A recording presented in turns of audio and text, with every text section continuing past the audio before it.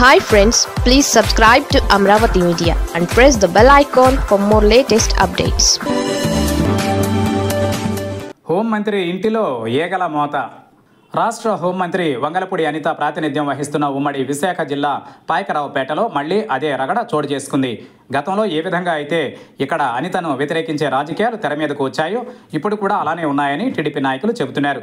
నియోజకవర్గానికి దూరంగా ఉండడం, నాయకులను పట్టించుకోకపోవడం వంటివి 2014-2019 మధ్య అనితకు సెగపెట్టాయి. దీంతో ఆమె నియోజకవర్గాన్ని మార్చుకునే పరిస్థితి వచ్చింది. 2019 ఎన్నికలలో కోవూరు నుంచి పోటీ చేసినప్పటికీ అనితకు ఫలితం దక్కలేదు. ఇదిలా ఉంటే 2024లో పాయకరావుపేటకు వెళ్లి అక్కడే పోటీ చేసి విజయం దక్కించుకున్నారు. అయితే స్వల్ప కాలంలోనే అనేక ఆరోపణలు వస్తున్నాయి. ఇక్కడ గెలిచి 10 మాసాలే అయింది. అయితే ఓఎస్డీ రూపంలో అనిత చుట్టూ వివాదాలు ముసురుకున్నాయి. ఓఎస్డీ చేతివాటం కారణంగా విమర్శలు వచ్చాయి.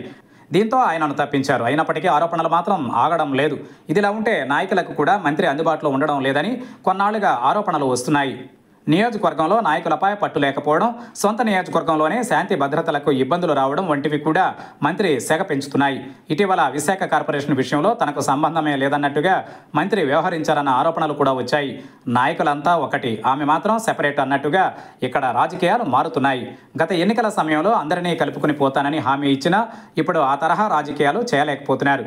గ్రూపు రాజకీయాలకు పెట్టింది పేరైన పాయకరావుపేటలో అనితకు వ్యతిరేకంగా గ్రూపులు పెరుగుతున్నాయన్న వాదన బలంగా వినిపిస్తోంది.